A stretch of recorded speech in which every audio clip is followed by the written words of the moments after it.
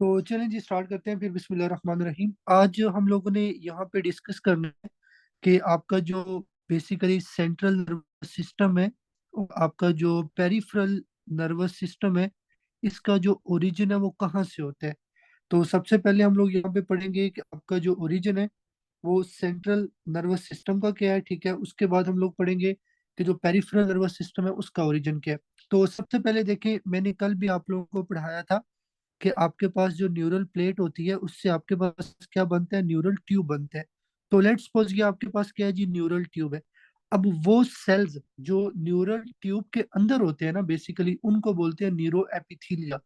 Neuro एपिथीलिया क्या होता है, these are the epithelial like cell. ये आपके क्या होते हैं, सेल्स होते हैं जो आपकी न्यूरल ट्यूब के अंदर होते हैं। तो लेट्स सपोज ये आपके पास क्या है जी, आपके न्यूरो एपिथेलिया। अब ये जो न्यूरो एपिथेलिया होते हैं ना, जो आपकी न्यूरल ट्यूब के अंदर होते हैं, इन्होंने आगे जाके क्या बनाना होता है, आपके सेंट्रल नर्वस सिस्टम्स के न्यूरॉन्स को बनाना होता है। फर्स्ट आप लोगों को ने ये पॉइंट यहाँ पे याद रखना है कि सेंट्रल नर्वस सिस्टम के जो न्यूरॉन्स है वो कहाँ से डेवलप होते हैं, वो आपके न्यूरो एपिथेलिया से होते हैं। न्यूरो एपिथेलिया क्या है, basically it is the type of epithelium. ये कहाँ पे होता है, ये आपकी न्यूरल ट्यूब के अंदर होता है। अच्छा जी, उसके बाद सेकंड चीज आती है कि आपके सेंट्रल नर्वस सिस्टम्स के अंदर न्यूरॉन के अलावा सेल्स भी होते हैं, ठीक है। हम लोग इंशाल्लाह आगे पढ़ेंगे कि सेंट्रल नर्वस सिस्टम के अंदर जो सेल्स है उसमें आपके पास एस्ट्रोसाइट है, ठीक है। ये आपके ब्रेन के अंदर या आपके सीएनएस के अंदर सेल्स है। फिर इसी तरह आपके पास ओलिगो डेंड्रोसाइट्स, फिर इसी तरह आपके पास एपेंडाइमल सेल्स हैं। So all these are the glial cell, ठीक है। इन तीनों को बेसिकली कलेक्टिवली बोलते होते हैं ग्लाइल सेल्स, ठीक है। यहाँ पे मैं इन सेल्स को एक्सप्लेन नहीं करूंगा, ये हमारा कल का टॉपिक है जिसके अंदर हम लोगों ने इन सब को जो है ना वो वन बाय वन पढ़ना है। तो आज जस्ट याद रखो कि आपके पास जो सेंट्रल नर्वस सिस्टम के अंदर एस्ट्रोसाइट, ओलिगोडेंड्रोसाइट या एपिडाइमल सेल्स होते हैं, वो कहाँ से ओरिजिनेट होते हैं, वो आपके न्यूरो एपिथेलिया से होते हैं। ये आप लोगों ने याद रखना है। उसके बाद नेक्स्ट हमारे पास आता है जो पेरिफेरल नर्वस सिस्टम है। अब सेम इसी तरह पेरिफेरल नर्वस सिस्टम के अंदर क्या होता है, पेरिफेरल नर्वस सिस्टम के अंदर भी न्यूरॉन्स होते हैं, ठीक है। पेरिफेरल नर्वस सिस्टम के अंदर आपके पास क्या होते हैं, डिफरेंट तरह के गेंगलियोन्स होते हैं। कल मैंने आप लोगों को पढ़ाया था गेंगलियोन क्या होता है। बेसिकली अगर बहुत सारे न्यूक्लियस को मैं इकट्ठा कर दूं और इसको एक जगह पे रख दूं, उसको हम लोग गेंगलियोन बोलते होते हैं। गेंगलियोन क्या है, it is the collection of nuclei. ये आप लोगों ने याद रखा है।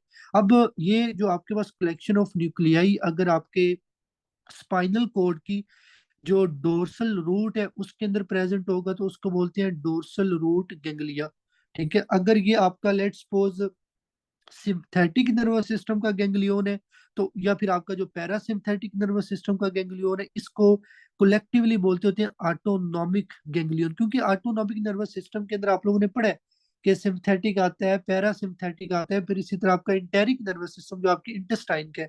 तो उनके अंदर जितने भी गैंग्लियोन्स होते हैं ना, वो सारे के सारे बेसिकली आपके कहाँ से ओरिजिनेट होंगे, आप लोगों ने याद रखने कि वो आपके न्यूरल क्रस्ट सेल से ओरिजिनेट होते हैं। और ये आपके एग्जाम के एमसीक्यूज है कि जो न्यूरल क्रस्ट सेल्स हैं वो आपके न्यूरॉन्स के अलावा, पेरिफेरल नर्वस सिस्टम के न्यूरॉन्स के अलावा क्या क्या बनाते हैं।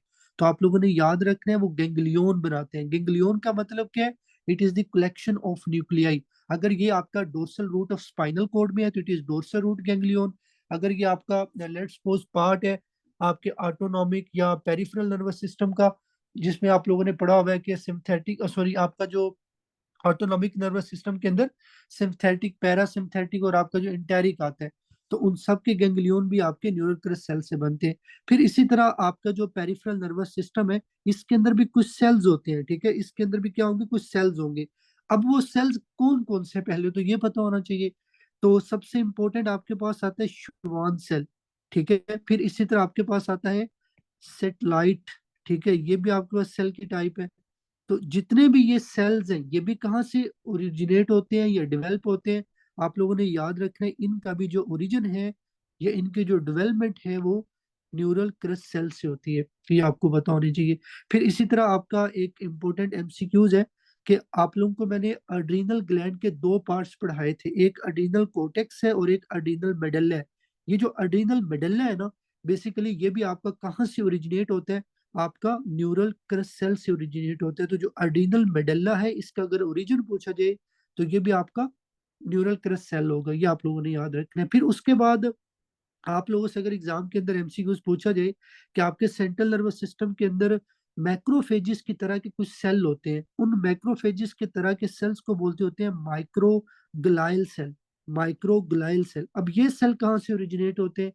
ये बेसिकली आपकी मीजोडर्म से होते हैं। तो ये जितना भी आप लोगों ने अभी तक टॉपिक पढ़ा है ना, ये बेसिकली आपका सिंपल एनाटॉमी के अंदर बाज दफा वो एमसीक्यूज पूछ लेते हैं, या फिर एम्ब्रियोलॉजी के अंदर। तो अभी तक जो हमने पढ़ा है मैं उसको दोबारा रिपीट कर देता हूँ। सबसे पहले हमने पढ़ा कि जो सेंट्रल नर्वस सिस्टम है, इसके अंदर न्यूरॉन्स होते हैं, इसके अंदर सेल्स होते हैं, ठीक है। अब ये जो न्यूरॉन्स हैं, ये जो सेल्स हैं, इनकी डेवलपमेंट कहाँ से होती है, इनका ओरिजिन कौन सा है? तो वो मैंने आप लोगों को बताया कि आपका न्यूरो एपिथीलिया होता है। न्यूरो एपिथीलिया क्या पढ़ाया? कि आपके न्यूरल ट्यूब के अंदर जो एपिथेलियल सेल्स होते हैं उनको बेसिकली न्यूरो एपिथीलिया बोलते होते हैं। और ये आगे जाके इन फ्यूचर क्या बनाएंगे? आपके एस्ट्रोसाइट, ओलिगोडेंड्रोसाइट, फिर आपके जो ये एपेंडाइमल सेल्स होते हैं उनको बनाते हैं। इन सेल्स को कलेक्टिवली हम लोग बोलते होते हैं ग्लाइल सेल, ठीक है। फिर उसके बाद हमने पढ़ा कि जो आपका पेरिफेरल नर्वस सिस्टम है, पेरिफेरल नर्वस सिस्टम के अंदर न्यूरॉन्स होते हैं, गैंग्लियन होते हैं, सेल्स होते हैं, फिर इसी तरह आपका एड्रिनल मेडुल्ला होता है। तो adrenal medulla is also the part of, कह सकते हो आप, पेरिफेरल नर्वस सिस्टम, क्योंकि बेसिकली इसके अंदर आपका, आप लोग आगे जाके पढ़ेंगे कि आपका जो एपिनेफ्रीन और नोर एपिनेफ्रीन बनता है वो जाके बेसिकली आपके एड्रिनल मेडुल्ला से बनता होता है। तो जस्ट सिंपल याद रखो कि एड्रिनल मेडुल्ला किस चीज से बनता है? न्यूरल सेल से बनता है। फिर आपके जो पेरिफेरल नर्वस सिस्टम के आपके सेल्स आते हैं, जिस तरह श्वान सेल है, सेटेलाइट सेल है, ये भी आपके न्यूरल क्रस्ट सेल से बनते हैं। फिर उसके बाद मैंने बताया ganglion, it is the collection of nuclei, ठीक है। अगर वो आपका कलेक्शन ऑफ न्यूक्लियाई आपके dorsal root of spinal cord में है तो उसको डोर्सल रूट गैंग्लियन बोलेंगे।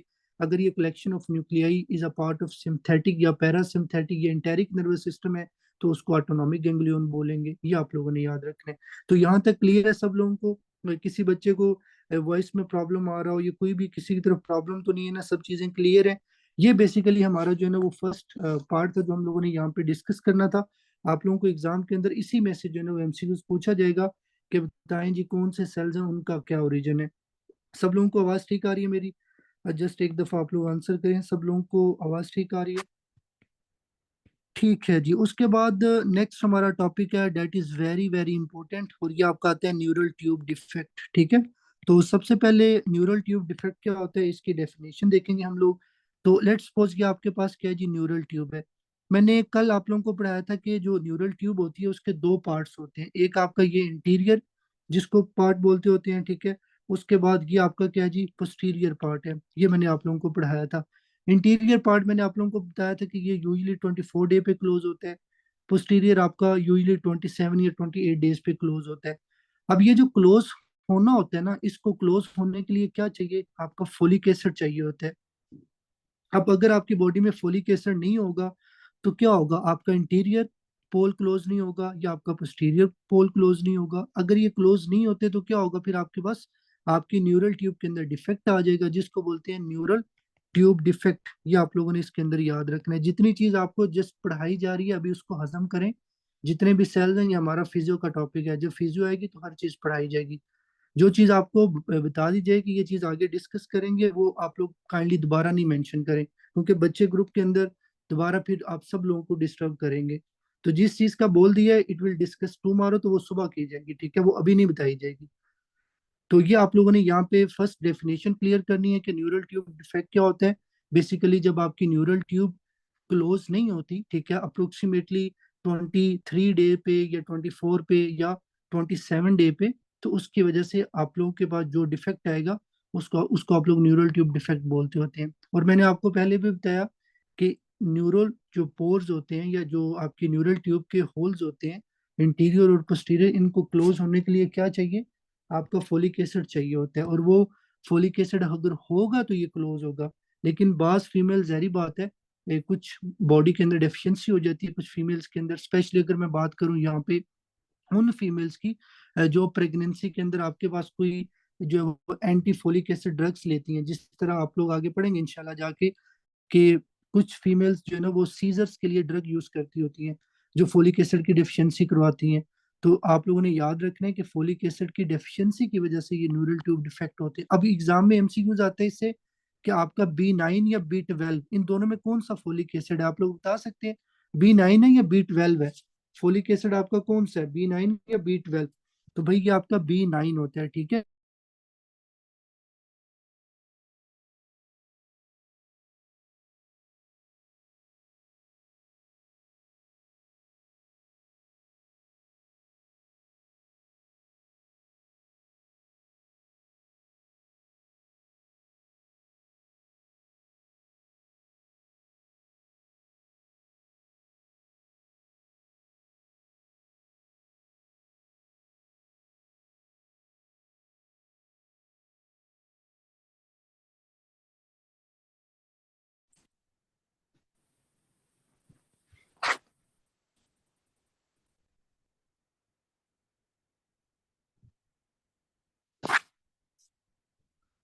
अच्छा जी। तो यहाँ पे मैं आप लोगों से ये पूछ रहा था कि जो आपके पास फोलिक एसिड होता है, फोलिक एसिड आपका B9 होता है या B12 होता है, ये आप लोगों ने बताना है। फोलिक एसिड आपका B9 है या B12 है? तो आप लोगों ने क्या याद रखना है, ये बेसिकली B9 के अंदर आता है, B12 नहीं है। इस तरह के आपके एनआरए के अंदर जो है ना वो एमसीक्यूज आते होते हैं। अब हम लोगों ने यहाँ पे जो है ना वो डिफरेंट तरह के न्यूरल जो है ना वो ट्यूब्स को डिस्कस करने हैं। अब आप लोगों ने ध्यान से सुनना है जो जो चीज मैं आप लोगों को बताऊंगा। तो देखिए मेरे पास ये आपकी न्यूरल ट्यूब है, ठीक है। और इन न्यूरल ट्यूब का ये वाला जो पार्ट है नंबर 1 पे, इसको इंटीरियर बोलते हैं।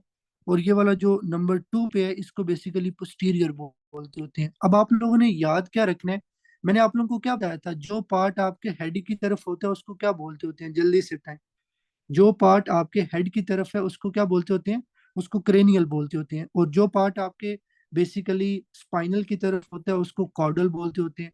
अब आप लोगों ने याद क्या रखना है कि जब डिफेक्ट आपके इंटीरियर पोर का होता है ना, तो बेसिकली उसको बोलते होते हैं क्रेनियल डिसरफिज्म, ठीक है। क्रेनियल डिसरफिज्म क्या होता है?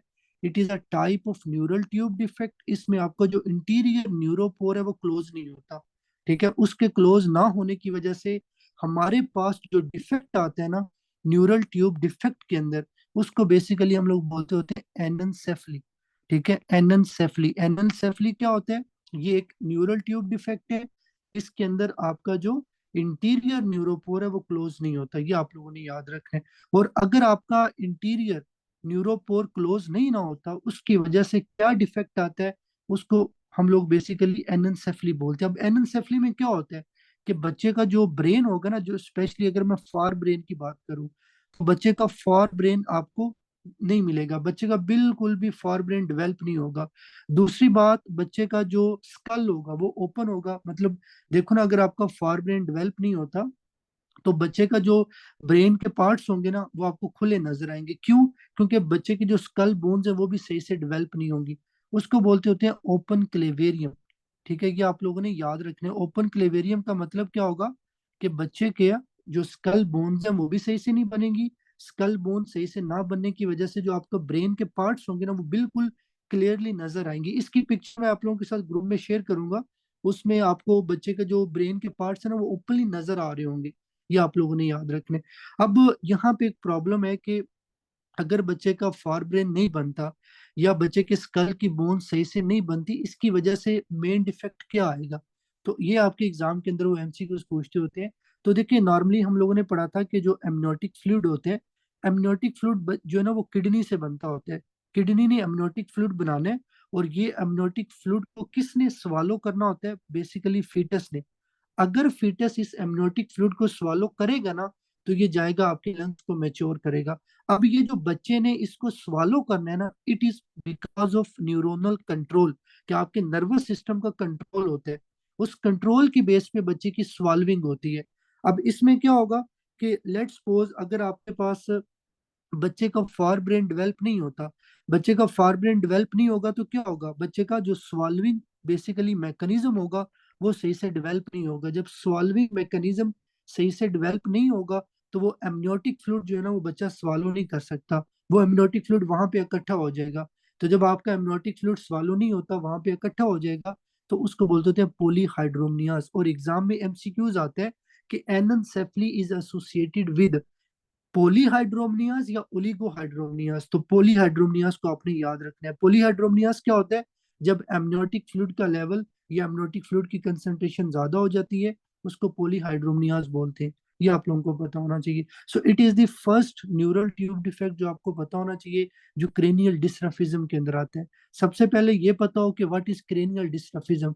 क्रेनियल का मतलब होता है जो पार्ट आपके हेड की तरफ हो, और अगर वो आपका हेड की तरफ आ रहा है तो इट्स मीन वो इंटीरियर न्यूरोपोर है। तो जब आपके इंटीरियर न्यूरोपोर के अंदर डिफेक्ट आएगा, उसको क्रेनियल डिस्ट्रफिज्म बोलेंगे। ये आपने याद रखना है। फिर उसके बाद मैंने आपको बताया, इसमें बेसिकली जो हमारे पास डिफेक्ट आएगा इंटीरियर न्यूरोपोर की वजह से, वो एनएनसेफली आता है। एनएनसेफली में क्या होगा? बच्चे का फारब्रेन नहीं बनेगा, बच्चे की स्कल बोन्स नहीं बनेगी, उसको बोलते हैं ओपन क्लेवेरियम। बच्चे के बिल्कुल ब्रेन के पार्ट्स विजिबल होंगे, ओपनली नजर आ रहे होंगे। और दूसरी बात मैंने आपको बताई कि जो बच्चे का एमनोटिक फ्लूइड होता है, वो बच्चे ने स्वालो करना होता है। ठीक है, वो स्वालो कैसे करना है, वो आपके न्यूरॉन्स का काम होता है, कंट्रोलिंग करना स्वालोइंग को। तो अगर फारब्रेन नहीं बनेगा, न्यूरोनल कंट्रोल आपका सही से नहीं होगा, स्वाल्विंग नहीं होगी, तो क्या होगा? एमनोटिक फ्लूइड का लेवल ज्यादा हो जाएगा, जिसको पॉलीहाइड्रोमनियाज बोलते हैं। So this is the first neural tube defect जो आपको पता होना चाहिए। अच्छा जी, उसके बाद हम बात करते हैं पोस्टीरियर जो न्यूरल ट्यूब डिफेक्ट आते हैं। देखो बेसिकली जब आपका पोस्टीरियर न्यूरो जो पोर है, जब ये क्लोज नहीं होता ना, तो इसकी वजह से जो डिफेक्ट आते हैं न्यूरल ट्यूब के अंदर, उसको हम लोग बोलते होते हैं स्पाइनल डिस्ट्रफिज्म। ये आपने याद रखना है, स्पाइनल डिस्ट्रफिज्म, ये आपको पता होना चाहिए। अब यहाँ पे हम बात करेंगे कि स्पाइनल डिस्ट्रफिज्म क्या होता है। इसको समझने के लिए आप लोगों ने ध्यान से सुनना है, क्योंकि ये जो डायग्राम आपको यहाँ पे बना के बताऊंगा, ये आप लोगों ने अपनी बुक पे ड्रा कर लेनी है। तो फर्स्ट ऑफ ऑल हर बच्चे को पता हो व्हाट इज स्पाइनल डिस्ट्रफिज्म। स्पाइनल डिस्ट्रफिज्म क्या होता है? कि जब आपका न्यूरल ट्यूब का पोस्टीरियर पार्ट क्लोज नहीं होता, इसको बोलते हैं स्पाइनल डिस्ट्रफिज्म। अब ये जो स्पाइनल डिस्ट्रफिज्म है ना, इसकी डिफरेंट टाइप्स है। ठीक है, इसकी एक टाइप है जिसको बोलते हैं स्पाइना बाइफिडा अकल्टा। फिर इसी तरह एक टाइप है जिसको बोलते हैं मेनिंगोसील। फिर इसी तरह एक टाइप है जिसको बोलते हैं माइलो मेनिंगोसील। और लास्ट जो फोर्थ नंबर पे आती है वो है माइलोशेसिस। अब हम बारी बारी इन सबको पढ़ते हैं, ठीक है। अब इनको पढ़ने से पहले लेट्स सपोज ये आपके पास आती है न्यूरल ट्यूब। ठीक है, इस डायग्राम को अगर आपने समझ लिया तो आपके ये डिसऑर्डर क्लियर हो जाएंगे। ये आपकी क्या है? न्यूरल ट्यूब है। न्यूरल ट्यूब के बाहर यहाँ पे आपकी जो है ना वो मेनिंजीज होती है। अब अगर कोई बच्चा पूछे कि मेनिंजीज क्या है, तो आप लोगों ने क्या याद रखना है? These are the coverings of brain, जो आपके ब्रेन को, स्पाइनल कोड को प्रोटेक्ट करती हैं। उन लेयर्स को हम लोग मेनिंजीज बोलते होते हैं। ठीक है, और इन मेनिंजीज के आउटसाइड क्या है? यहाँ पे आपकी स्कल बोन है। ये तीन जो है ना वो चीजें आप लोगों ने अपने माइंड में रखनी है। ब्लैक के अंदर क्या चीज है? आपके पास न्यूरल ट्यूब। और न्यूरल ट्यूब के बाहर मैंने क्या चीज पढ़ाई है आप लोगों को? This is the meninges, these are the layers जो आपके ब्रेन स्पाइनल कोड को प्रोटेक्ट करती हैं। फिर उसके बाद थर्ड नंबर पे मैंने क्या बताया? These are the skull bones. ठीक है, अब देखो, अगर एक बच्चा वो पैदा होता है, ठीक है, पैदा होने के बाद उसका जो बेसिकली न्यूरल ट्यूब है, जो कोडल वाला पोर्शन है, उस कोडल पोर्शन के अंदर न्यूरल ट्यूब की तरफ अगर उसकी ये स्कल बोन सही से डेवलप नहीं होती, अगर आपको स्कल बोन के अंदर यहाँ पे डिफेक्ट मिलते हैं ना, बेसिकली उसको बोलते हैं स्पाइना बाइफिडा कल्टा। तो स्पाइना बाइफिडा कल्टा क्या होता है? कि इसके अंदर आपकी जो न्यूरल ट्यूब का कोडल पार्ट होगा ना, कोडल का मतलब है टूवर्ड द स्पाइनल, ठीक है, टूवर्ड द लोअर लिम्ब, ये वाला जो पार्ट है इसको बेसिकली कोडल बोलते हैं। तो इस पार्ट की तरफ जो आपकी स्कल बोन्स है, अगर उनके अंदर डिफेक्ट आ जाए, उसको बोलते हैं स्पाइना बाइफिडा अकल्टा। ये आप लोगों ने याद रखना है। अब देखो, मुझे आप लोगों ने बताना है, क्या मैंने यहाँ पे आपको ये चीज पढ़ाई है कि इसके अंदर कोई मेनिंजेस का मसला बनेगा, या आपका जो न्यूरल ट्यूब है या जो न्यूरल टिश्यू है उसका मसला बनेगा? मैंने बिल्कुल नहीं बताया। मैंने जस्ट ये बताया है कि it is the only defect in the skull bone. ठीक है, इसमें आपका ड्यूरल लेयर इंटैक्ट होगा, इसमें आपकी मेनिंजेस इंटैक्ट होंगी, इसमें आपका जो न्यूरल टिश्यू वो बिल्कुल ओके होगा। तो इस तरह का डिफेक्ट जिसमें मसला सिर्फ और सिर्फ आपके स्कल बोन्स में आए, ठीक है, सॉरी आपकी जो बोन्स है, ठीक है, उनके अंदर आए, और आपका न्यूरल ट्यूब या आपका जो न्यूरल टिश्यू है या आपकी जो मेनिंजेस लेयर है उनमें ना आए, उस तरह के न्यूरल ट्यूब डिफेक्ट को बोलते हैं क्लोज्ड। ये आप लोगों ने याद रखना है। अच्छा, अब इसको आप लोग ना कंपेयर करेंगे। ठीक है, लेट्स सपोज नीचे मैं दोबारा फिर डायग्राम बनाता हूँ। अब आप लोगों ने मुझे बताना है कि ब्लैक के साथ मैंने क्या चीज ड्रा की है। ऊपर से आप लोगों ने कंपेयर करना है। This is the first thing जो मैंने आपको ऊपर भी ड्रा करके बताई थी, ये न्यूरल ट्यूब है। ठीक है। उसके बाद इसके आसपास ये वाली क्या चीज थी, आप लोगों को मैंने पढ़ाई, ये बेसिकली मेनेंजियल लेयर्स है, ठीक है, जिसको आप लोग मेनेंजिस बोलते होते हो। अच्छा जी, उसके बाद थर्ड नंबर पे मैंने आपको बताया, ये वाली कौन सी चीज थी, आपकी स्कल बोन्स है, ठीक है, ये स्कल बोन है आपकी। या सिंपल याद रखो कि दीज आर दी बोन्स, ठीक है, जो आपके आउटसाइड दी ब्रेन या आपके जो स्पाइनल कोड के बाहर होती है। अच्छा, अब आप लोगों ने क्या याद रखना है कि लेट्स सपोज मेरे पास एक बेबी आता है, उस बेबी के अंदर मसला ये है कि एक तो उसकी जो है ना वो बोन का मसला है, ठीक है, first problem in the bone. और दूसरा मसला ये है कि जहां पे लेट्स सपोज ये आपकी बोन है, this is the normal bone, अगर इस बोन के अंदर मसला आता है ना तो दरमियान में एक होल होगा, इस होल के थ्रू ये जो आपकी मेनिंजियल लेयर है ना, ये बाहर निकल के आ जाएगी। तो बेसिकली इसमें क्या होगा कि जो आपकी मेनिंजीज होगी ना, वो आपकी हर्निएट होके वो आपकी बोनी डिफेक्ट में से गुजर के बाहर आ जाएंगी। इस तरह के डिफेक्ट को बोलते हैं मेनिंगोसील। ये आप लोगों ने याद रखना है। तो मैं दोबारा रिपीट करता हूँ कि पहली बात, आपकी बोन के अंदर डिफेक्ट होगा, बोन के अंदर डिफेक्ट होने की वजह से आपकी जो मेनिंजीज है ना, वो मेनिंजीज आपकी निकल के बाहर आ जाएंगी। मतलब देखो, अगर लेट्स सपोज यहाँ पे आपकी मेनिंजीज है, ठीक है, और ये आपकी बोन है, तो यहाँ से क्या होगा, ये मेनिंजीज आपके सुराख में से निकल के बाहर आ जाएंगी। इसको बोलते हैं मेनिंगोसील, ये आपने याद रखना है।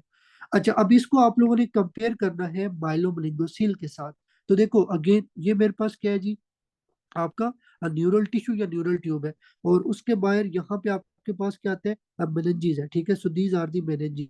उसके बाद इसके आउटसाइड क्या है आपके पास, आपकी बोन है, so this is the bone. अच्छा, अब इसमें क्या होता है कि बोनी डिफेक्ट होगा, उसके बाद इस बोनी डिफेक्ट में, इस बोनी डिफेक्ट के अंदर एक तो आपकी मेनिंजीज बाहर आएंगी, और दूसरा आपका ये जो न्यूरल टिश्यू है ना, जो न्यूरल ट्यूब का पार्ट है, ये भी हर्निएट होके बाहर आ जाएगा। तो वो डिफेक्ट जिसके अंदर आपकी मेनिंजेस भी बाहर हो आ जाए और आपका न्यूरल टिश्यू भी बाहर आ जाए, उसको बोलते हैं माइलोमेनिंगोसील। ये आपने याद रखना है। अच्छा, अब आप लोग मुझे ये बताओ कि ये फिर ओपन होगा या क्लोज होगा, क्योंकि क्लोज तो मैंने आपको पढ़ा दिया कि अगर सिर्फ मसला आपकी बोन में आए तो वो बेसिकली क्लोज होता है, ठीक है, उसमें आपका ड्यूरो और आपकी जो न्यूरल टिश्यू है वो इंटैक्ट होगा। लेकिन इसके अंदर मेनिंजेस का भी मसला आ रहा है, इसके अंदर आपके न्यूरल ट्यूब या न्यूरल टिश्यू का भी मसला आ रहा है, तो ये बेसिकली ओपन होगा। ये आप लोगों ने इसमें याद रखना है। अब छोटा सा आप लोगों का टेस्ट है, मुझे ये बताएं कि अगर आपको एग्जाम के अंदर एक स्टेटमेंट आए कि एक बेबी बोर्न हुआ है, उस बेबी के अंदर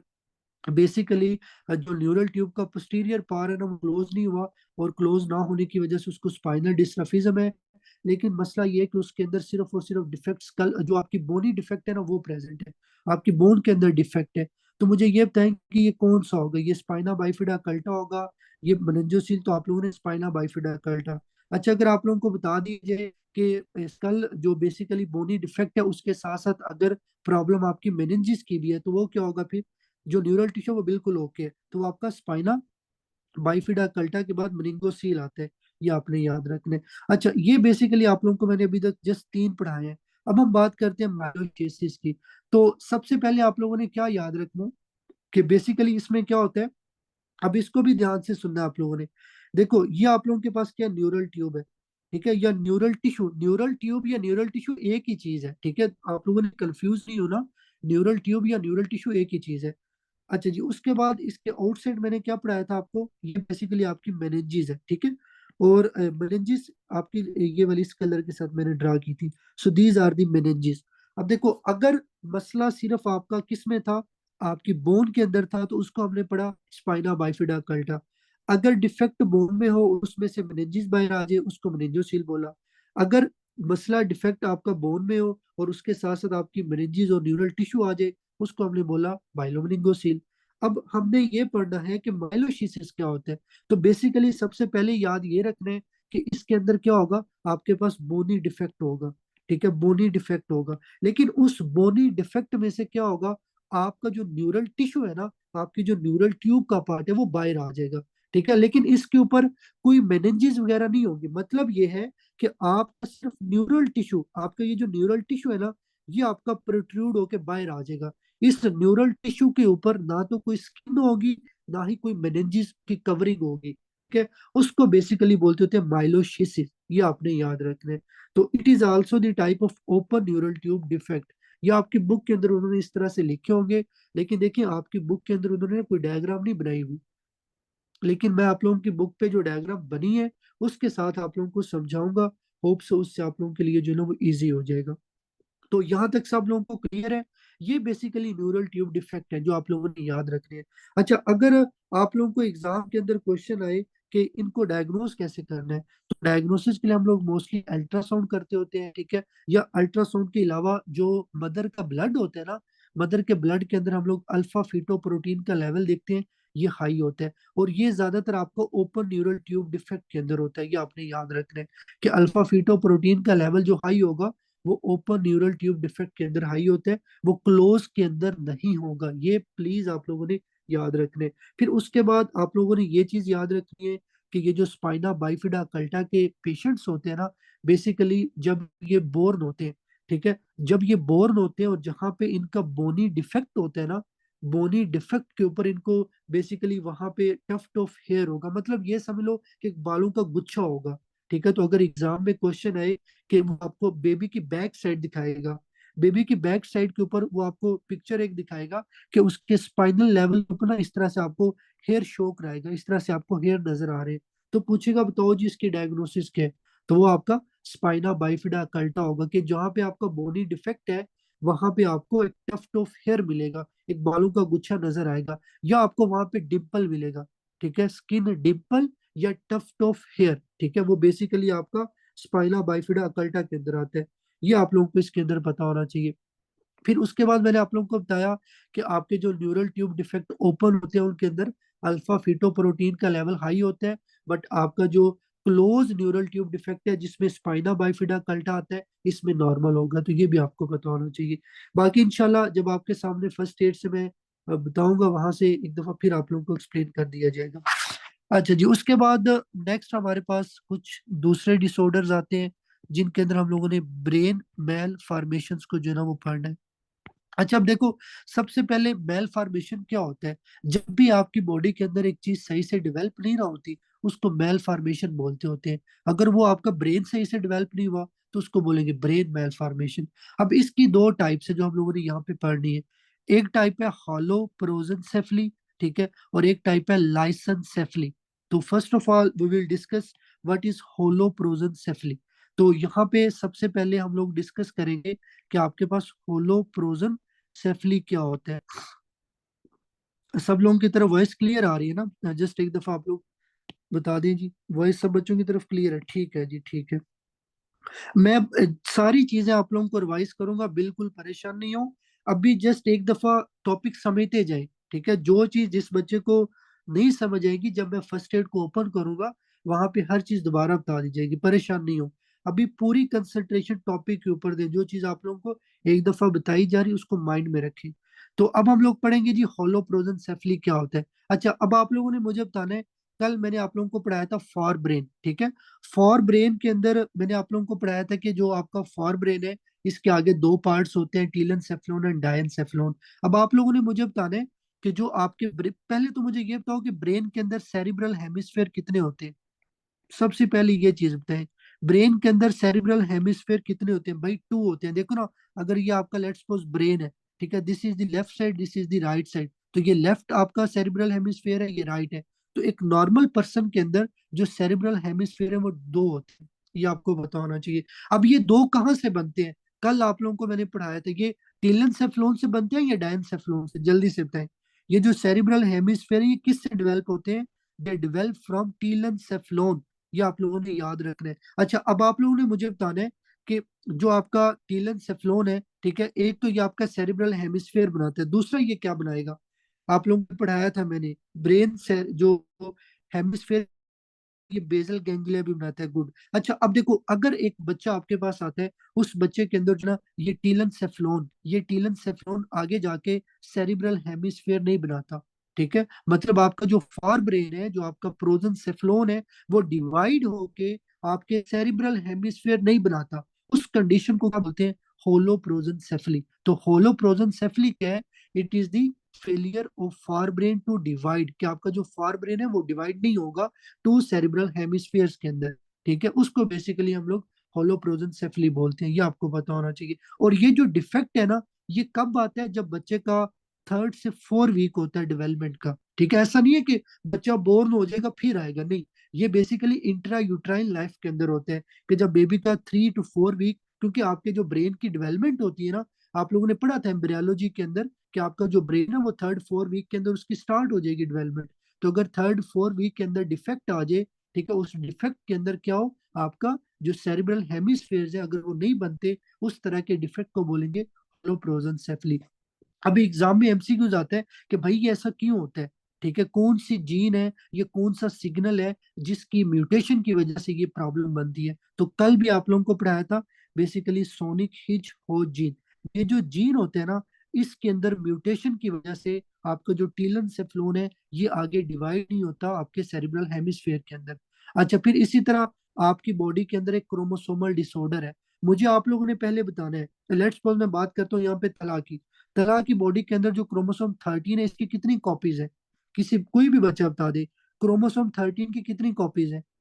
हर बंदे के अंदर क्रोमोसोम 13 की कितनी कॉपीज होती हैं, 2 कॉपीज होती हैं। अगर लेट्स सपोज मैं कहता हूँ कि मेरे पास एक पेशेंट आया है, उसकी बॉडी के अंदर क्रोमोसोम 13 की 3 कॉपीज है, इसको क्या बोलते हैं, इसको बोलेंगे ट्राइसोमी। और इस सिंड्रोम को क्या बोलेंगे, बेसिकली पटाओ सिंड्रोम। पटाओ सिंड्रोम क्या होता है कि ये एक ऐसा डिसऑर्डर है जिसके अंदर आपकी क्रोमोसोम की 3 कॉपीज होती है। भाई 3 कॉपीज तो किसी के अंदर नहीं होती, नॉर्मली तो 2 कॉपीज होती हैं, अगर वो 3 हो जाएंगी तो वो डिजीज होगा, उसको बोलते हैं पटाओ सिंड्रोम। फिर इसी तरह बास फीमेल्स क्या करती होती हैं, प्रेगनेंसी के अंदर अल्कोहल पीती हैं, अल्कोहल पीने की वजह से फीटस को जो है ना वो प्रॉब्लम बनती है। तो वो मदर जो आपके पास प्रेगनेंसी में अल्कोहल पीती हैं, अल्कोहल पीने की वजह से उनके फीटसिस के अंदर अगर आपको कुछ सिम्टम्स मिलते हैं, उन सिम्टम्स को अगर आप इकट्ठा करते हो तो वो सिंड्रोम बनता है, उसको बोलते हैं foetal alcohol syndrome. Foetal alcohol syndrome के, ये मैंने आप लोगों को रिप्रोडक्टिव सिस्टम में पढ़ाया हुआ है कि वो मदर्स जो अल्कोहल पीती हैं उनके अल्कोहल की वजह से उनके फीटस की डेवलपमेंट सही से नहीं होती। तो ये जो मैंने आपको 3 चीजें बताई है ना, ये आप लोगों ने याद रखनी है। ये एसोसिएशन है कि अगर सोनिक हिच होज की म्यूटेशन हो, अगर पटाउ सिंड्रोम हो, अगर फीटल अल्कोहल सिंड्रोम हो, तो आपको क्या होगा, टीलन सेफ्लोन सही से डेवलप, और सॉरी आपका जो प्रोजन सेफ्लोन है वो आगे डिवाइड नहीं होगा, ये आपको पता होना चाहिए। अब इसकी वजह से क्या होगा, देखो ना, अगर आपके ब्रेन के सेरिब्रल हेमिस्फेयर नहीं बनते, ना बनने की वजह से नॉर्मली हमारा क्या होता है, लेट्स सपोज ये आपका लेफ्ट सेरिब्रल हेमिस्फेयर है, ये आपका राइट है, और दरमियान में ये आपकी मिडिल लाइन है। तो अगर आपका सेरिब्रल हेमिस्फेयर सही से डेवलप होते ही नहीं है, तो बेसिकली उसको मिड लाइन डिफेक्ट बोलते होते हैं, कि आपके जो सेरिब्रल हेमिस्फेयर है वो डिवाइड नहीं होंगे। डिवाइड ना होने की वजह से आपको एक ही जो है ना वो सेरिब्रल हेमिस्फेयर मिलेगा, ठीक है। और जब एक सेरिब्रल हेमिस्फेयर मिलेगा तो जाहिर बात है जो आपके वेंट्रिकल्स हैं वो भी आपको एक मिलेंगे, मोनो वेंट्रिकल, आपके जो बेजल गैंग्लियन वो भी आपको फ्यूज मिलेंगे। एक नॉर्मल हेल्दी पर्सन में लेफ्ट और राइट साइड दोनों पे बेजल गैंग्लिया होते हैं। तो अगर सेरिब्रल हेमिस्फेयर एक है तो जाहिर बात है दूसरी चीजें भी एक एक होंगी। तो बेजल गैंग्लिया आपको फ्यूज मिलेगा, आपको वेंट्रिकल एक मिलेगा जिसको मोनो वेंट्रिकल बोलते हैं।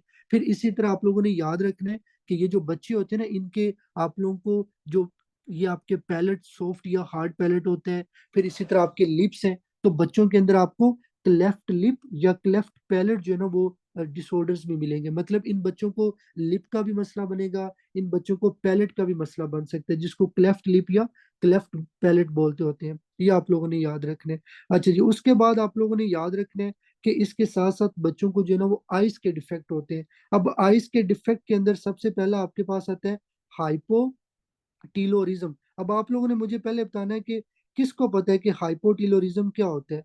किसी बच्चे को पता हो हाइपोटीलोरिज्म क्या है, व्हाट इज दी हाइपोटेलोरिज्म। देखो लेट्स सपोज कि आपके पास क्या 2 आईज है, ठीक है, ये आपका दरमियान में नोज है। एक नॉर्मल पर्सन के अंदर आप लोगों ने देखा होगा कि आपकी जो आईज और नोज के दरमियान थोड़ा सा डिस्टेंस होता है, ठीक है।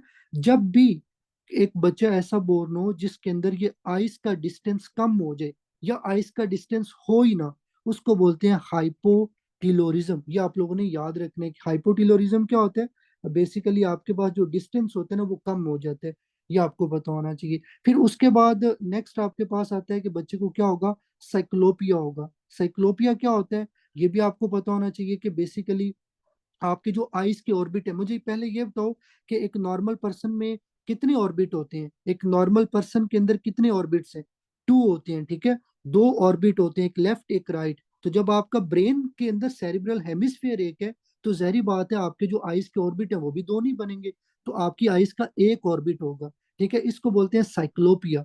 ये आप लोगों ने इसके अंदर जो है ना वो याद रखना है कि साइक्लोपिया क्या होता है, कि आपका जो ऑर्बिट है ना वो बेसिकली एब्सेंट होगा एक, ये आपको पता होना चाहिए। फिर उसके बाद आपके पास है प्रोबोसिक्स, ठीक है, प्रोबोसिक्स, ये आपकी बुक में टर्म लिखी होगी प्रोबोसिक्स। तो प्रोबोसिक्स क्या होता है, सिंपल याद रखो कि जब भी स्पेशली जो हेड होते हैं, हेड के अंदर जो अपेंडेजेस वगैरह होती हैं, जब उनकी इंलार्जमेंट होती है ना, ठीक है, उसको बोलते होते हैं प्रोबोसिक्स। तो प्रोबोसिक्स क्या होते हैं, इंलार्जमेंट या एक्सटेंशन ऑफ अपेंडेजेस, ये आपको बताना चाहिए। फिर इसी तरह ये जो बेबीज होते हैं जिनको होलोप्रोजेंसेफली होती है, इनके अंदर जो पिट्यूटरी ग्लैंड है ना वो भी सही से डेवलप नहीं होता। अब पिट्यूटरी ग्लैंड का एक काम होता है एडीएच बनाना। जब आपकी बॉडी के अंदर पिट्यूटरी ग्लैंड का डिफेक्ट होगा तो एडीएच नहीं बनेगा। जब एडीएच नहीं बनेगा तो इसको बोलते हैं diabetes insipidus, not diabetes mellitus, it is diabetes insipidus. Diabetes insipidus क्या होता है, जब आपकी बॉडी के अंदर एडीएच ना बने। और एडीएच क्यों नहीं बनेगा, ये आपकी पिट्यूटरी ग्लैंड के डिसफंक्शन की वजह से नहीं बनेगा। तो ये सब लोगों को क्लियर है। यहाँ पे जो मैंने टर्म्स यूज की, हाइपोटेलोरिज्म, साइक्लोपिया, प्रोबोसिक्स, ठीक है, फिर उसके बाद डायबिटीज इंसिपिडस, ये चीजें सब लोगों को क्लियर है, ठीक है जी। तो ये आप लोगों का फर्स्ट जो है ना वो ब्रेन मेल फॉर्मेशन का डिसऑर्डर था। उसके बाद हम लोग यहाँ पे नेक्स्ट पढ़ेंगे जिसको बोलते हैं लाइसेंसेफली, ठीक है, लाइसेंसेफली। अच्छा जी, अब ये क्या होता है इसको भी ध्यान से आप लोगों ने सुनना है। देखो नॉर्मली हमारा जो ब्रेन होता है ना, हमारे ब्रेन के अंदर आपको इस तरह से जो है ना वो, मतलब जब आप लोग एमआरआई या ब्रेन की स्ट्रक्चर देखते हैं ना, जो अगर आप लोग कभी लैब के अंदर गए हो तो वहां पे आपको ब्रेन नजर आएगा। तो उसके अंदर इस तरह से आपको चीजें नजर आती हैं, मतलब ये ऊपर की तरफ जा रहा है, फिर डिप्रेशन होगा, फिर ऊपर की तरफ जाएगा, फिर डिप्रेशन होगा। तो अगर आप लोगों से पूछा जाए कि बेसिकली आपके ब्रेन के अंदर ये जो डिप्रेशन होता है, ठीक है, ये इस तरह से ये जो चीजें होती हैं इनको क्या बोलते होते हैं। तो आप लोग पहले मुझे ये बताओ कि कभी सल्कस और गायराई का नाम सुने। सल्कस और गायराई कभी सुने आप लोगों ने, सल्कस और गहराई क्या होते हैं, किसी बच्चे ने सुना हो? देखो आप लोग जब, मैं आप लोगों के साथ ना डायग्राम भी शेयर करूंगा, ठीक है। आप लोग अगर कभी लैब में जाए ना तो वहां पे जो आपके पास ब्रेन के वो पड़ी होती हैं, स्ट्रक्चर्स पड़ी होती हैं, या जो भी स्टेचूज पड़े होते हैं, उनके अंदर आपको बेसिकली डिप्रेशन या इसी तरह से वो एलिवेशन नजर आती होती है, ठीक है।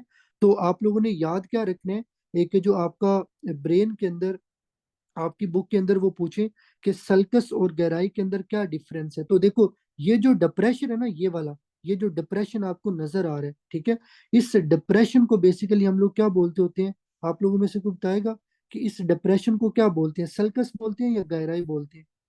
जल्दी से बताएं, इसको गहराई बोलेंगे या सल्कस बोलेंगे? तो आप लोगों ने याद क्या रखना है कि ये जो बेसिकली आपका डिप्रेशन होता है ना, इसको हम लोग गहराई बोलते होते हैं। और इस डिप्रेशन के पास ये क्या चीज है, मतलब इस डिप्रेशन को जो चीज सराउंड कर रही है ना, उसको सल्काई बोलते होते हैं। ये आप लोगों ने बस याद रखना है। जस्ट ये डायग्राम याद रखो कि ये जो डिप्रेशन है, इस डिप्रेशन को बोलेंगे गहराई या गाइस। और इसके इर्द गिर्द ये जो सराउंडिंग है ना, इसको हम लोग सल्कस बोलते होते हैं या सल्काई बोलते होते हैं। अब ये कहाँ से बनते हैं, हमारे ब्रेन के अंदर ये जो सल्कस है, ये जो गहराई, ये कौन बनाता है? ये बेसिकली हमारे जो न्यूरोनल माइग्रेशन होती है ना, जब इंट्रा यूट्राइन लाइफ होती है बेबी की, तो जो न्यूरॉन्स होते हैं वो माइग्रेट करके आपके ब्रेन के अंदर ये सल्कस और गहराई बनाते होते हैं। लेकिन वो बच्चे जिनके अंदर न्यूरॉन्स की माइग्रेशन ना हो, न्यूरॉन्स की माइग्रेशन ना होने की वजह से ये सल्कस और गहराई ना बने, उसको लाइसेंसेफली बोलते होते हैं। लाइसेंसेफली क्या है? It is the failure of neuronal migration which will lead to decrease या which will lead to absence of sulcus and गहराई, ये आपको बताना चाहिए। अब अगर आपके ब्रेन के अंदर सल्कस और गहराई नहीं ना बनते तो आपका ब्रेन बिल्कुल स्मूथ होगा, क्योंकि उसके अंदर अगर आपको इस तरह से ये सल्कस या गहराई नहीं मिलेंगे तो वो बिल्कुल आपको स्मूथ नजर आएगा। तो इसको बेसिकली स्मूथ ब्रेन भी बोलते होते हैं, ये आपको बताना चाहिए। अब इसकी वजह से मसला क्या बनता है, अगर ये सल्कस और गहराई नहीं जाएंगे तो क्या होगा, बेसिकली बच्चे को खाने के अंदर प्रॉब्लम आएगी, जिसको बोलते होते हैं डिस्फेजिया। खाने के अंदर क्यों मसला आएगा? भाई देखो सीधी सी बात है, हमारा जो स्वाल्विंग सेंटर होता है वो ब्रेन के अंदर होता है। तो अगर आपके ब्रेन के अंदर ये सल्कस और गहराई नहीं बनेंगे तो ब्रेन की अंडर डेवलपमेंट होगी, अंडर डेवलपमेंट की वजह से फिर आपको डिस्फेजिया होगा। फिर इसी तरह आपको सीजर्स, ठीक है, मिर्गी के दौरे जिसे आप लोग बोलते हैं वो पढ़ सकते हैं। फिर इसी तरह बच्चे के हेड का साइज छोटा होगा, जिसको मैक्रोसेफली बोलते हैं। फिर इसी तरह बच्चे को फेस की अबनॉर्मेलिटीज बनेंगी, तो बच्चे को फेशियल फेशियल एनॉमलीज आएंगी। ये आपको पता होना चाहिए। तो अगर एग्जाम में क्वेश्चन आए कि आपको एक एमआरआई दिखाया है, उस एमआरआई के अंदर कोई सल्कस कोई गहराई नहीं है, तो क्या डायग्नोसिस है? लाइसेंसेफली। अगर आपको एमआरआई उसके अंदर बताया जाए कि आपके जो सेरिब्रल हेमिस्फेयर है वो डेवलप नहीं हुए, एक सेरिब्रल हेमिस्फेयर है, एक वेंट्रिकल है, बेसल गैंग्लिया फ्यूज है, तो वो क्या होगा? होलोप्रोजेंसेफली होगा। ये आप लोगों ने इसके अंदर याद रखना है। तो यहाँ तक क्लियर है सब लोगों को? जल्दी से बताएं, शाबाश। यहाँ तक ठीक है जी। उसके बाद नेक्स्ट हम लोगों ने पढ़ना है आपका जो पोस्टीरियर फोसा की एनोमलीज आती हैं, ठीक है। मतलब ये है कि आपका जो सेंट्रल नर्वस सिस्टम का पोस्टीरियर पार्ट है, ठीक है, आपका ये जो ब्रेन का पोस्टीरियर पार्ट है, उस पोस्टीरियर पार्ट को बेसिकली हम लोग पोस्टीरियर फोसा बोलते होते हैं। और उस फोसा के अंदर या उस पोस्टीरियर पार्ट के अंदर अगर कोई चीज सही से डेवलप नहीं होगी, उसको मेल फॉर्मेशन बोलेंगे। तो पोस्टीरियर फोसा जो आपके पास एनोमलीज हैं या मेल फॉर्मेशन है, उसको हम लोग डिस्कस करेंगे। अच्छा, अब आपकी बुक में ना इसको उन्होंने नाम दिया हुआ है कि जो आपकी पोस्टीरियर फोसा की मेल फॉर्मेशन है, इसकी डिफरेंट टाइप्स हैं। एक है आपकी क्यारी 1 मेल फॉर्मेशन, और एक आपके पास है क्यारी 2 मेल फॉर्मेशन, और एक थर्ड नंबर पे आती है डेंडी वाकर सिंड्रोम। इसको आप लोगों ने ध्यान से जो है ना वो समझना है। देखो, सबसे पहले हर बच्चे को पता होना चाहिए what is malformation. Malformation क्या होता है कि अगर एक चीज सही से डेवलप नहीं होती, उसको मेल फॉर्मेशन बोलते होते हैं। पोस्टीरियर फोसा क्या होता है, आप लोग पढ़ेंगे आगे जाके एनाटॉमी के अंदर, कि आपका जो सेंट्रल नर्वस सिस्टम है, आपका ये जो ब्रेन है, इसके पार्ट्स होते हैं इंटीरियर पोस्टीरियर, ठीक है। पोस्टीरियर पार्ट आपका ओसिपिटल वाला होता है। तो बेसिकली आपका जो पोस्टीरियर पार्ट होता है उसको पोस्टीरियर फोसा बोलते होते हैं। तो जब पोस्टीरियर फोसा के अंदर कोई चीज सही से नहीं बनेगी, उसको हम लोग बोलते होते हैं पोस्टीरियर फोसा मेल फॉर्मेशन या पोस्टीरियर फोसा एनॉमली। अब ये जो बेसिकली पोस्टीरियर फोसा के अंदर जो एनोमलीज है ना, ये एक बंदा था क्यारी, आर्नल्ड क्यारी, उसने ये जो है ना वो इजाद की थी। उसकी बेस पे उन्होंने फिर नाम रख दिया कि क्यारी 1 क्यारी 2। तो अगर आप बुक में पढ़ो ना, क्यारी लिखा होगा CHIARE, ये क्यारी जो है ना बेसिकली उस बंदे का नाम है जिसने इस एनोमली को देखा था। ठीक है, वहां पे ये नहीं सोचने लग जाना कि पता नहीं अब ये क्यारी क्या है। ठीक है, तो क्यारी ये पर्सन का नाम है जिसने इनको जो है ना वो मतलब बेबीज के अंदर देखा था। तो ये आपको बताना चाहिए। अब हम बारी बारी पढ़ते हैं। सबसे पहले व्हाट इज क्यारी मेल फॉर्मेशन टाइप 1, ठीक है। और जो भी एमसीक्यूज होंगे वो मैं साथ साथ बताता जाऊंगा। देखो, आप लोगों ने सबसे पहले ये याद रखना है कि आपका जो ब्रेन होता है, ठीक है, आप लोगों ने कल भी पढ़ा था कि आपके सेंट्रल नर्वस सिस्टम की जब डेवलपमेंट हो रही होती है, तो न्यूरल ट्यूब के अंदर आपका जो थर्ड स्वेलिंग है उसको आप लोगों ने बोला था हाइंड ब्रेन। और ये जो हाइंड ब्रेन है ना, ये आगे बेसिकली आपका बनाता था मीटन सेफ्लोन और माइलन सेफ्लोन। ये जो मीटन सेफ्लोन है, इससे आपका बनता है सेरिबेलम। ठीक है, सेरिबेलम कहाँ से बनता है? मीटन सेफ्लोन से। मीटन सेफ्लोन आपका हाइंड ब्रेन का पार्ट है। अब बेसिकली ये जो सेरिबेलम है ना, इसके डिफरेंट पार्ट्स होते हैं। ठीक है, पार्ट्स कौन कौन से हैं? सेरिबेलम के अंदर आपको वर्मिस मिलेगा, सेरिबेलम के अंदर आपको बेसिकली टोन्सिल्स मिलेंगे। ये एनाटॉमी आगे आएगी, ठीक है। सेरिबेलम एक अलहदा टॉपिक है, एक अलहदा लेक्चर हम लोग पढ़ेंगे इसको। लेकिन यहाँ पे आप लोगों को जो चीज बताई जा रही बस उसी को याद रखो। सबसे पहले सेरिबेलम कहाँ से बनता है? मीटन सेफ्लोन से। मीटन सेफ्लोन कहाँ से? Basically it is a part of hind brain. अच्छा, सेरिबेलम के पार्ट्स कितने हैं? वर्मिस और टोन्सिल। फिर इसी तरह आपका एक और पार्ट होता है मेडल्ला। ठीक है, ये बेसिकली सेरिबेलम के पार्ट्स हैं। ये आप लोगों ने याद रखना है कि सेरिबेलम के अंदर आपको वर्मिस मिलेगा, टोन्सिल मिलेंगे और मेडल्ला मिलेगा। अच्छा, अब यहाँ पे आप लोगों ने ये चीज याद रखनी है कि एक और आपकी बुक में टर्म लिखी होगी फार्म एंड मैग्नम। पहले आप लोग मुझे बताओ कि what is foramen magnum. Foramen magnum क्या होता है? किसी बच्चे को पता है?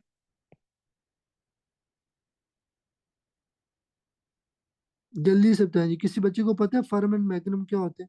Base of skull by biggest opening. अच्छा जी, उसके बाद देखिए ये आपका स्पाइनल कोड है, ठीक है, this is the spinal cord. और ये स्पाइनल कोड आपका एंटर होके जो ना आपके स्कल के अंदर जा रहा है। स्कल के अंदर ये जाते हैं ना, तो वहां पे बेसिकली एक होल होता है, जिस होल में से गुजर के आपके स्पाइनल कोड ने आपके स्कल में जाना है। ठीक है, उस होल को क्या बोलते होते हैं? इस होल को बेसिकली फारम मैग्नम बोलते होते हैं। फारम मैग्नम क्या है? ये एक होल है आपके स्कल के अंदर, जिसमें से स्पाइनल कोड ने एंटर होना है।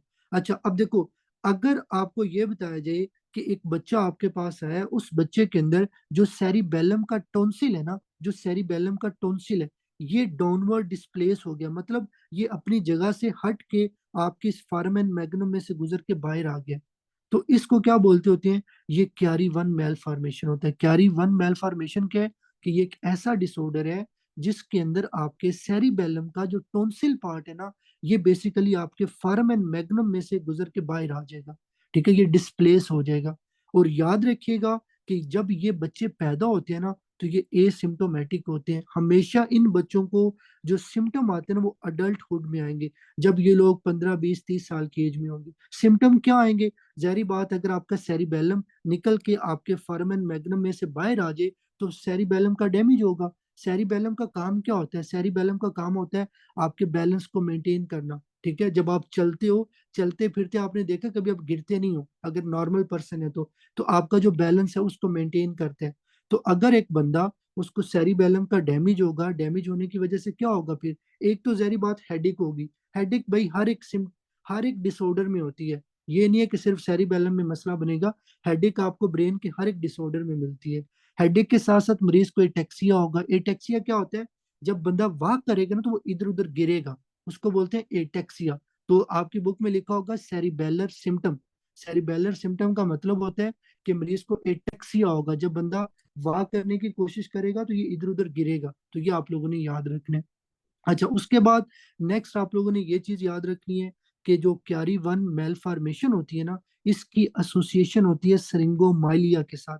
अब श्रिंगोमाइलिया क्या, ये हम आगे पढ़ते हैं। ये हमारा आज का टॉपिक, इसके बाद के वहां पे पढ़ेंगे। बस अभी याद रखना है, अगर एग्जाम में एमसीक्यूज पूछा जाए कि श्रिंगोमाइलिया इज एसोसिएटेड विद विच क्यारी मेल फॉर्मेशन, तो आप लोगों ने क्यारी वन को याद रखना है। या पूछा जाए कि जो क्यारी वन मेल फॉर्मेशन है, it is associated with which disorder, तो आप लोगों ने श्रिंगोमाइलिया को पिक करना है। ये आपको बताना चाहिए।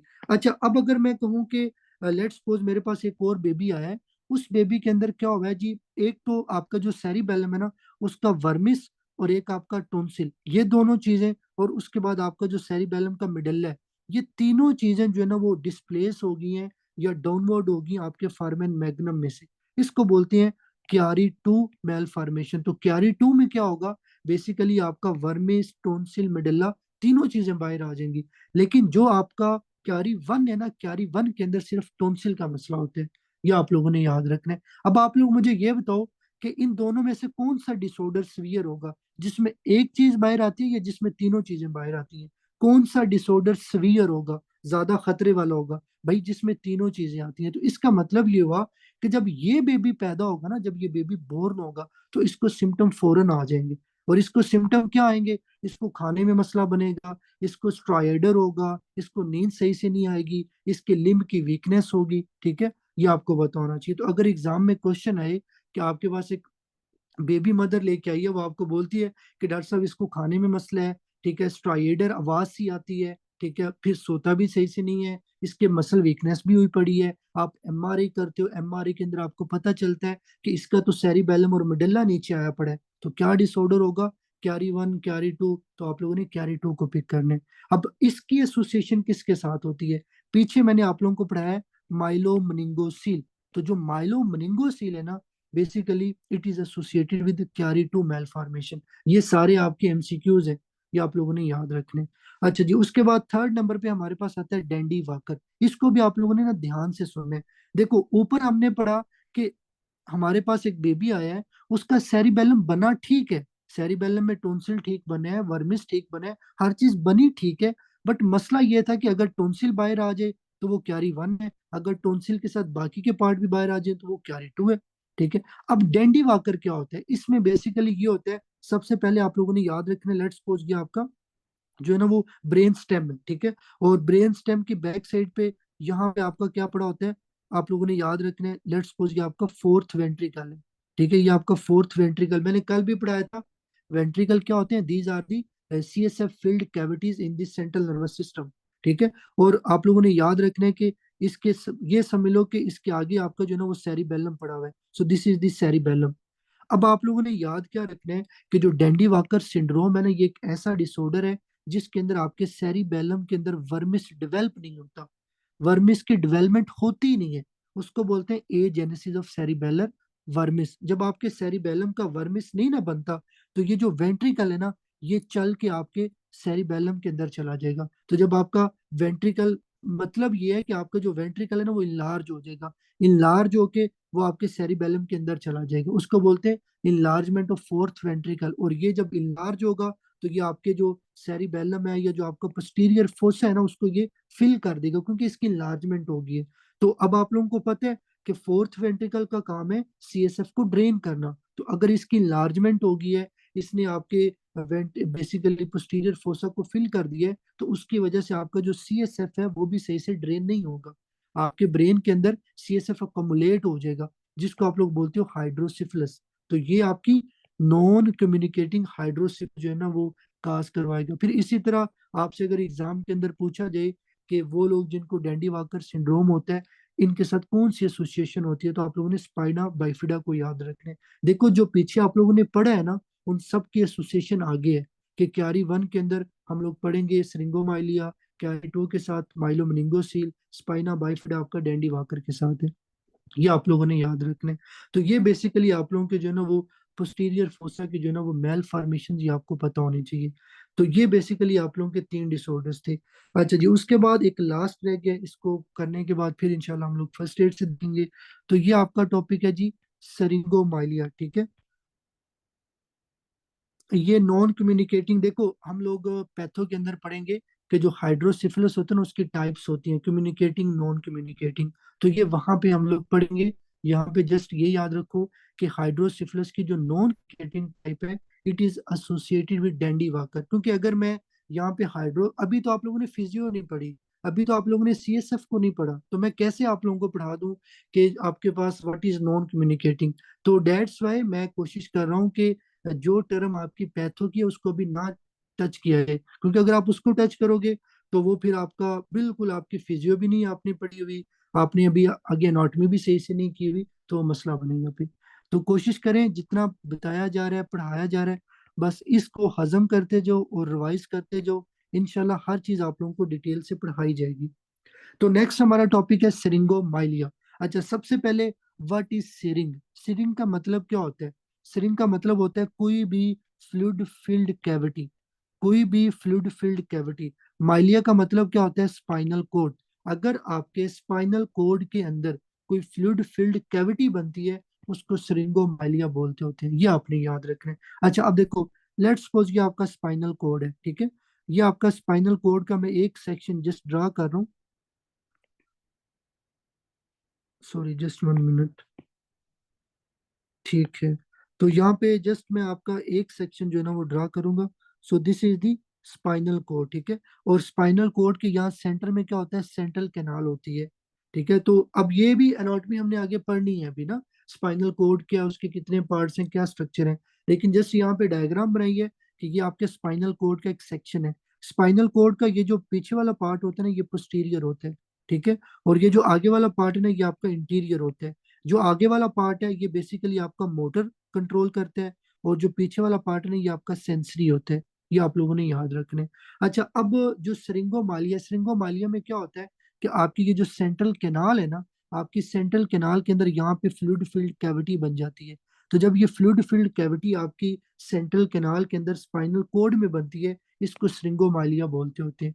अब आप लोगों ने मुझे बताना है, मैं आप लोगों को पहले बेसिक थोड़ा बता देता हूँ कि आपका ये जो इंटीरियर पार्ट है ना, यहाँ से आपकी जो बेसिकली पेन हो गया, आपका जो टेम्परेचर हो गया, ये जो सेंसेशन होती है ना ये यहाँ से गुजरती है। यहाँ से इसने गुजरना है और गुजर के इसने आगे जाना होता है। फिर इसी तरह आपका ये जो यहाँ पे इंटीरियर, बेसिकली ये इंटीरियर हॉर्न है, इसको बोलते हैं इंटीरियर हॉर्न, ये आगे वाली साइड पे है। और यहाँ से आपके ना मोटर न्यूरॉन्स निकलते होते हैं जिन्होंने आपके मसल मूवमेंट करानी होती है या आपकी बॉडी को मोटर सप्लाई देनी है। अब आप लोग मुझे ये बताओ कि अगर ये कैविटी, अगर ये फ्लूइड फिल्ड कैविटी थोड़ी सी इनलार्ज होती है तो इनलार्ज होकर सबसे पहले ये कौन से फाइबर्स को डैमेज करेगी, पेन टेम्परेचर या मोटर फाइबर्स को। आप लोग मुझे ये बताएं। तो अगर ये कैविटी थोड़ी सी इनलार्ज होती है तो सबसे पहले ये करेगी पेन और फाइबर, जो पेन टेम्परेचर के फाइबर्स हैं। तो इसका मतलब ये होगा कि मरीज को पेन और टेम्परेचर फील नहीं होगा, इसका लॉस हो जाएगा। दूसरा, अगर ये बढ़ती जाती है, अगर ये सिस्ट बढ़ती जाती है, कैविटी बढ़ती जाती है, तो ये क्या करेगी, आपके जो मोटर फाइबर्स है इंटीरियर हॉर्न के अंदर, ठीक है, उसको ये डैमेज करेगी। जब आपके इन मोटर फाइबर्स का डैमेज होगा ना तो उसको बोलते हैं लोअर मोटर न्यूरॉन ये आप लोगों ने याद रखने। उसको बोलेंगे लोअर मोटर न्यूरॉन डैमेज। ये आपको पता होना चाहिए कि जब भी स्पाइनल कोड के इंटीरियर हॉर्न के अंदर डैमेज होगा, it will lead to lower motor neuron damage. ये आपको पता होना चाहिए। ये आप लोगों ने इसमें याद रखने। अब इसका एग्जाम में क्वेश्चन कैसे आता है?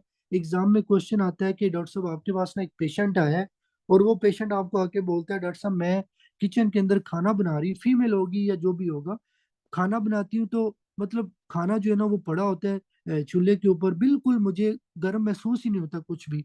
ठीक है। और जब वो फीमेल अपने हाथों को देखते हैं ना तो उसके हाथ जले होते हैं, मतलब उसको पेन वगैरह फील नहीं होती, ना ही कोई टेम्परेचर फील होता है।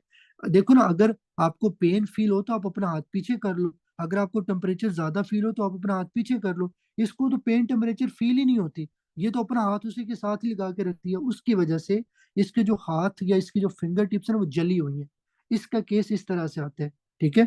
कि पेशेंट होगा वो आपको आके बताएगा कि डॉक्टर साहब मुझे पेन टेम्परेचर फील नहीं होता, मैं अगर ठंडे किसी गर्म चीज को हाथ लगाऊं तो मुझे पेन फील ही नहीं होती, मुझे टेम्परेचर फील ही नहीं होता।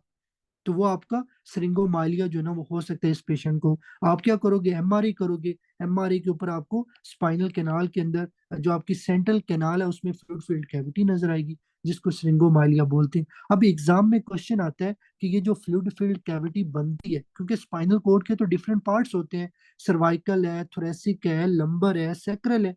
तो आपसे अगर पूछा जाए कि ये जो आपके पास सेंट्रल कैनाल है ये कौन से आपके स्पाइनल लेवल पे बनती है, तो आप लोगों ने C2 मतलब जो सर्वाइकल है, या आपका जो T9 मतलब C2 से T9 के दरमियान ये बनेगी।